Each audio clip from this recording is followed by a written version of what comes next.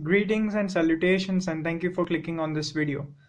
I've been working on Orange Pi Zero for quite a long time now, and the major hurdle that I have faced is a frequent power outage in my area. So where I live, there is a lot of power cut, many times a couple of hours a day, and many times entire day there is no power supply. So we have seen the use of overlay root in order to prevent the root file system from crashing whenever there is a power cut. And you can check my video on there. I have provided the link in the description. Now that we are going to protect the root file system, but we would also need to protect the files that we may have edited or protected the processes that may have been running when the power cut strikes. In order to do that, we need an uninterrupted power supply. And in this video, I'll show you how to get a working UPS quite cheaply. Since our Orange Pi Zero works on 5 volt, all we need is a 5 volt power bank such as this Intex power bank. There is a major problem with most power banks that there is either they do not provide power pass through, that is taking power from the power bank while charging the power bank. And another major problem with power banks such as this Intex power bank is that it supports power pass through, but when charging power is cut off, the output power also gets cut off. Both of these are major problems which makes these power banks unfit for UPS functionality. Now you may get lucky and have a power bank that has UPS like features such as this old DigiFlip one, but I decided to make one myself. All we need are the following items: 7 pieces of 18650 lithium ion cells, or however many you would like, 18650 cell holders, lithium ion charging board, 5 volt boosting circuit with USB output. I have purchased all of these from AliExpress for the reason that these come in very cheap directly from China. But if you need to be wary of the lithium ion cell capacity, if you are not purchasing expensive branded cells, then the capacity will be likely less than advertised. This happened to me. Cells have been written capacity of 9800 milliampere hours, but in practice it's about 800 to 1000 milliampere hours, which is very small, and I was quite disappointed with it. But anyway, other things you will need are solder metal, pliers, solder gun, wires, strong adhesives such as Fevikwik or quick glue, and hot glue gun. Now let's get started. First of all, I have already completed the circuit and made the entire setup, so I'll show you. Now let's get started. First of all, I have put all the 18650 cells in this holder and check for power connection. It may happen that you may have a holder with a broken connection such as this one. If you can see here, the connection tab is broken. So you first need to check that the connection tabs are proper. And once it is done, I have already completed the power bank setup, so I'll show you directly how it should be done. So as you can see here, I have put the UltraFire 18650 lithium ion cells here. So they are 7 in a block like this. So 4 on top and 4 on bottom. And then I have also connected a charging circuit board.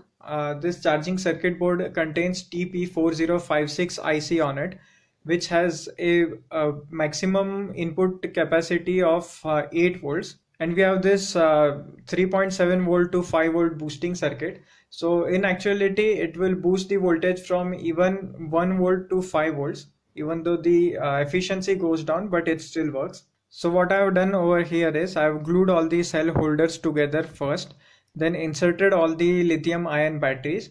Then all lithium ion batteries, as you can see here, are connected in parallel. They go to the charging circuit board, and positive terminal to the positive and negative terminals to the negative. And again, these same positive terminals are also connected to the positive terminal of the USB output, and negative terminals are connected to the negative terminals of USB output. When you do this, you will notice that a red LED glows on the USB output, meaning that all the cells are connected to your output. But still, you need to check the terminals to see if all these positive terminals are shorted and all these negative terminals are shorted, to ensure that none of the cells is left from the assembly.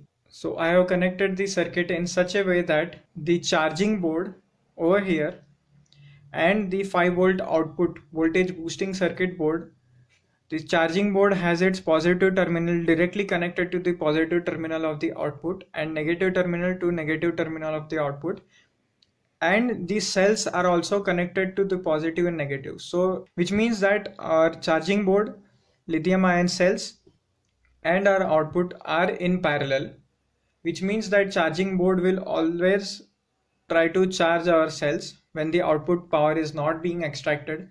When output power is being extracted, first the maximum amount of power required by the output will be taken from the incoming power of the charging bank, and whatever remains will be trickled to the batteries to keep them charged.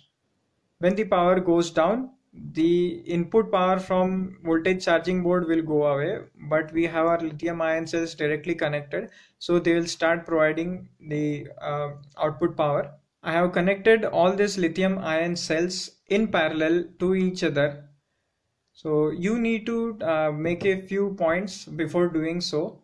All these lithium ion cells came in the same batch in the same packing, which means that they have quite high tolerances towards parameters, which means that they have relatively similar charging and discharging curves, which means that even without a balancing board, these lithium ion cells will remain balanced for quite a long time. And there you have it. The input power will constantly keep the lithium ion cells charged, and once the cells are charged, the input power will be diverted to the 5 volt boosting circuitry. If the input power from wall adapter goes out due to a power cut, the lithium ion cells bank will take over to provide the power and ensure a constant power output of 5 volt. Connect your Orange Pi Zero to the 5 volt output and you won't have to worry about the power cut for a long time. Before making this huge power bank, I had also made a small power bank. So quite a ugly one. So I've just connected these two cells in parallel to our circuit board and USB output, and use the double-sided foam tape to attach it. Not a good idea, since when the cells are charging or discharging, the board resistors heat up and cause the glue to go out. So I would recommend you use Fevikwik or quick glue, whatever you have in your area. Also, I had another idea to make the assembly completely work on renewable energy.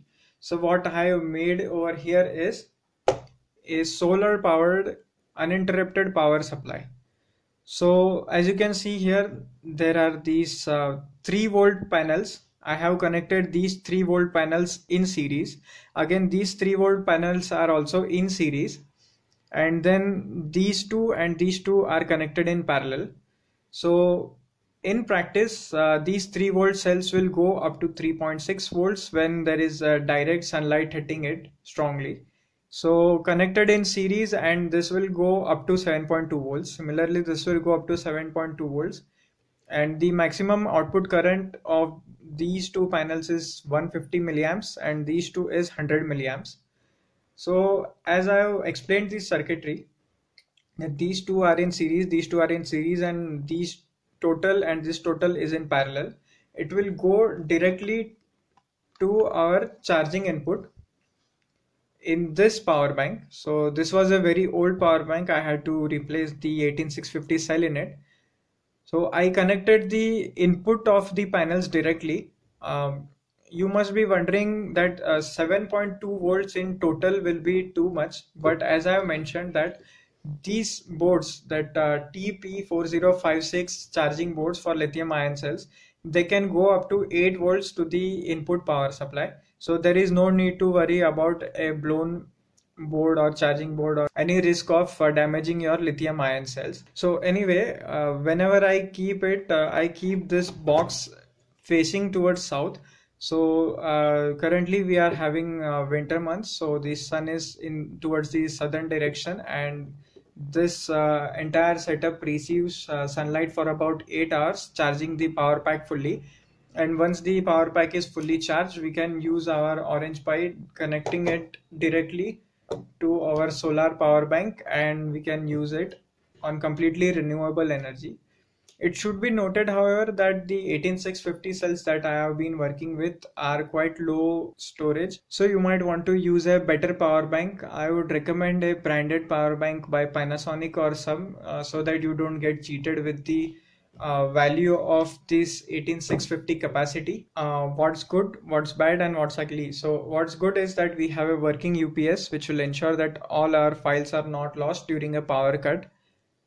What's bad is that there is no alarm system to show that the power bank is getting low. I'll be working on that quite soon, but currently there is no such setup. So if the power cut lasts for a long time and the power bank goes down, it will shut off its output power supply to protect its 18650 cells from getting discharged heavily.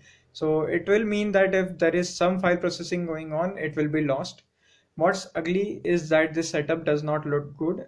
We'll need a case to make it good looking. I am planning on making some out of wood and also provide standoffs for your Orange Pi Zero on top of it. So that's it for this video. Hope you enjoyed it. Please leave a like if you did. Drop a comment if you had any queries and I'll be there to help you out. And don't forget to subscribe me.